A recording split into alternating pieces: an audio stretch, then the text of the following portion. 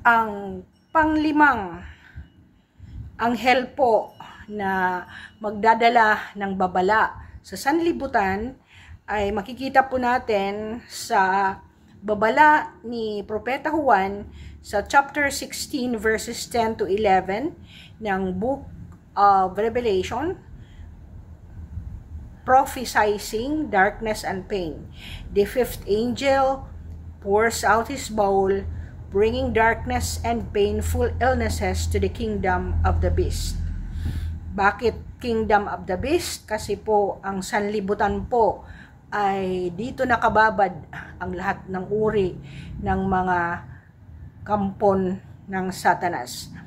Circumstances in the 20th century that brought pestilence and darkness on a global scale include the major pandemics in the years 1918 to 1920. Ang tawag po nito ay Spanish flu, caused by H1N1 influenza A virus na nag-estimate po ng namatay ng pandemya na to 17 to 100 million people worldwide. The rapid spread was facilitated by World War I troop movements and the lack of immunity in the population. Ang sumunod po nyon ay ang Asian flu. In the years 1957 to 1958, caused by H2N2 influenza A virus, this pandemic claimed an estimated 1 to 4 million lives globally. It originated in China and spread rapidly due to international travel and trade. Ang sumunod po ay ang Hong Kong flu in 1968 to 1969. The H3N2 influenza A virus caused this pandemic, resulting in an estimated 1 to 4 million deaths worldwide. The virus spread quickly due to air travel and global connectivity. And in the other significant outbreaks, meron po tayong HIV at saka yung AIDS epidemic ng 1981 to present time, na kahit po yung ating mga singer na mga rockstar ay nagkaroon po ng mga AIDS na to, at kahit sa ating panahon, even dito sa ating bayan na Pilipinas, ay makikita po natin ang ating mga actors and actresses na buhay pa, pero nagbre-break out po ang mga skin nila dahil sa AIDS or autoimmune deficiency sickness na yan. Originating in the early 20th century, HIV and AIDS has become a global health crisis with approximately 44 million people affected worldwide as of 2025.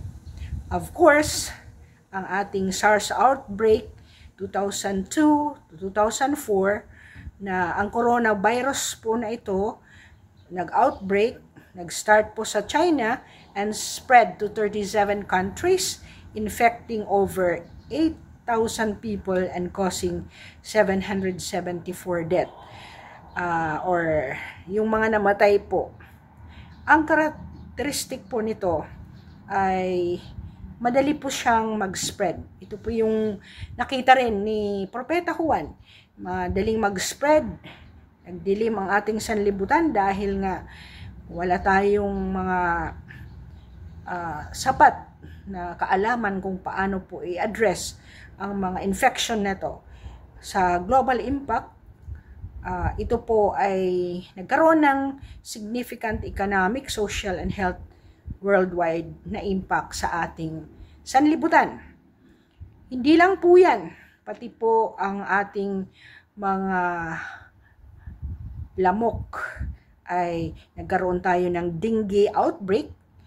Ang dengue fever outbreak occurred in various parts of the world, including the Philippines sa years 2006 and 2008, India 2006, Brazil 2008. Ito po ay mosquito-borne transmission.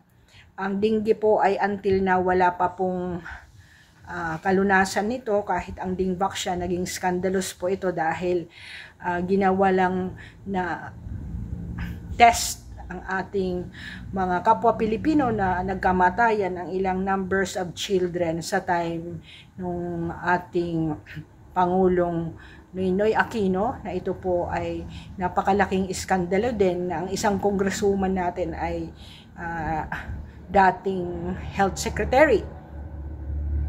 So, ang pinaka-recent na alam ko na ito ay naka-apekto rin sa pamilya mo o meron talagang namatay ay ang COVID-19 na global spread ito.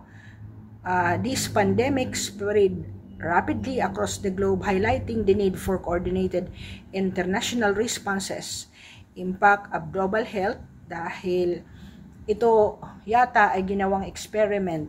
Allegedly, the latest news on this is that ginawang experiment ito ng China in collaboration ni President Biden para hindi matuloy maging presidente si Donald Trump. Of course, these are all allegations, but then even these illnesses and this darkness in our age, na wala po tayong movement sa ating ekonomiya ng COVID pandemic, ay nakita rin ito ni Propeta Juan. Kaya't masasabi natin ang Biblia ay tunay na words ng ating Diyos through the teachings of Jesus Christ at sa kanyang earlier prophets sa mga Old Testament at sa New Testament din na nangyari, at si Propeta Juan po ay nakita po ang mga kaganapang ito.